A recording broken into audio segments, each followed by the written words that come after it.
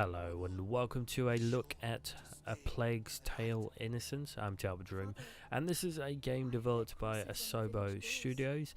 They're a developer who have created a couple of games, not a big amount of huge titles from what I can tell, but they definitely have shown a lot of passion in this particular title. So if you're not aware, this is a game where you are basically, the plot of the game is you are in 14th century France. You play as a young girl named Amicia, and you basically are looking after her little brother called Hugo. The whole sort of plot line of this game is they are running or trying to escape from the Inquisition soldiers, which have basically murdered their family, and that is essentially the plot line that seeks in. Now, the plague is also among this situation, so your other threat, other than the soldiers, is actually plagued rats as well. So it's a really cool game, and I've actually put a couple of hours in so far, and I've really found it quite amazing actually how really well detailed it is in terms of just the storytelling, and the transitions between cutscenes and gameplay are just so fluid. I decided to play this game with the HUD completely off as well to make it as immersive as possible, and it definitely adds to the immersion, having that sort of sense of having to figure out what you need to do next and where you need to go, and what you need to actually solve in a particular puzzle area to progress to the next location. So this is a story driven game, so it's very sort of linear, but there is elements of you being able to take some short paths between getting past enemies. I'm not going to say the game is super open, but it is more of a sort of stealth kind of survival game where you have to basically not be seen to survive. But if you do get caught in situations, you can actually escape as well, so I do like that option there, where you do have the option to hide and still get out of the situation without being caught too easily. So it's pretty neat there as well. So in terms of the visuals, this is looking fantastic. I'm not exactly sure what engine this is running on, but it is definitely very pretty to look at, and yeah, they do a really good job in terms of just the overall kind of look of the game.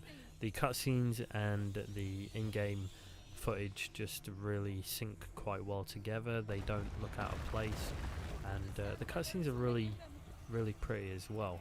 I'm not sure if they're done in-game. It looks like they might be in-game cutscenes, but it definitely adds to the immersion and just matches up properly with the actual game itself, so that's really nice.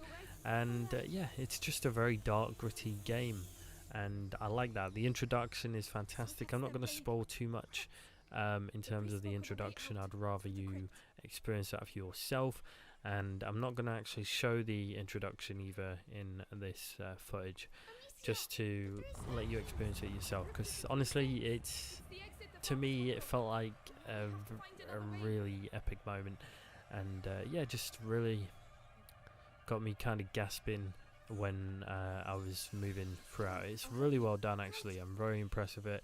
It felt like a really dramatic scene, and it truly is, and it definitely felt like that. But the cool thing about this game as well is it reminds me of a much more mature version of A Tale of Two Sons, in terms of you are looking after a sibling and you are having to interact and kind of manage them as well as yourself.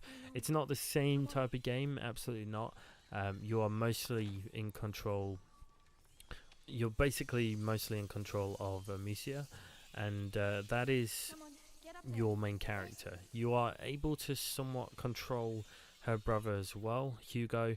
You're basically just able to tell him to wait at a location, and then until it's safe to do so, you can call him over to progress to the next area. So really cool. Like I say, when the rats do swarm around, it's very intimidating. They are in the hundreds and thousands. There is a lot of them, and you need to use the light source to be able to progress. The light is what basically they fear, and that is how you get around the rats. There's no other way of killing them. It's just a way to basically force them back for you to get to certain locations. But you're gonna have to use your brain for this. It's one of those games where you're gonna have to look around and find things to help you progress into the next location. I really recommend playing this with the HUD off, just to add that immersion and make it a little bit more difficult, where the game's not hand-holdy too much, which is nice. I really recommend doing that, but if you don't want to, you don't have to. I just think it was a very kind of a much bigger improvement just doing that, having that immersion with the HUD off and not having any sort of hand-holdy instructions at all, which is fantastic. So the game is running pretty damn well as well. I'm not going to say it's running solidly past 60 all the time. It's probably due to me not updating the drivers yet. I've still not done that, so that could be why the game is not running like 60 plus all the time. I'm not saying it's bad. The performance is absolutely fine. The lowest I've had in the sort of frames has been 45, but it's not too much of an issue because this is a single player game and I'm not having to use any sort of quick kind of sort of reaction time to kill enemies. It's a very I wouldn't say a super slow paced game, but it's definitely a game where you need to take your time and figure out what you need to do next. It's definitely not something you can rush through because you will simply die. That is the premise of the game, really, is you to safely get between one location to another without being eaten alive by the rats. Now, the other cool thing and element towards that is having actual humans in the game as well, which are also a threat to you, and you'll have to use your actual thinking skills to figure out how to get past guards, basically causing distractions, using your grappling. I think it's, I'm not exactly sure, it's a sling, I think it's sort of like a slingshot she uses, and that is another kind of one of her weapons.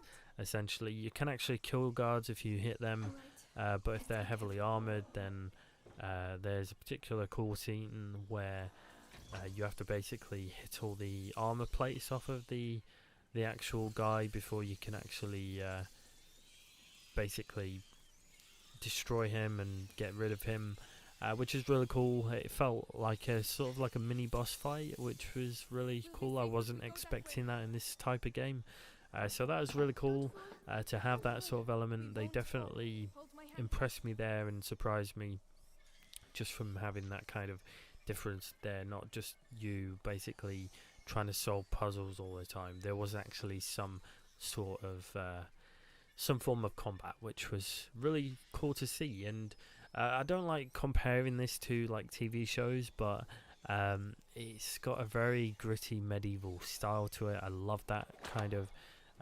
history. Honestly, it's really cool. I love this kind of theme in a game, and it's always a big thumbs up for me, especially when they do it perfectly. And honestly, this game is up there. This could be one of those potential games of the year right now. That's how impressed I've been so far with this experience. It's been truly amazing, and I really can't wait to continue playing this. I didn't think when I first saw this game, I didn't think it would be for me, because I'm not a big, huge fan of stealth games. But you know what? In terms of storytelling and just the interaction between the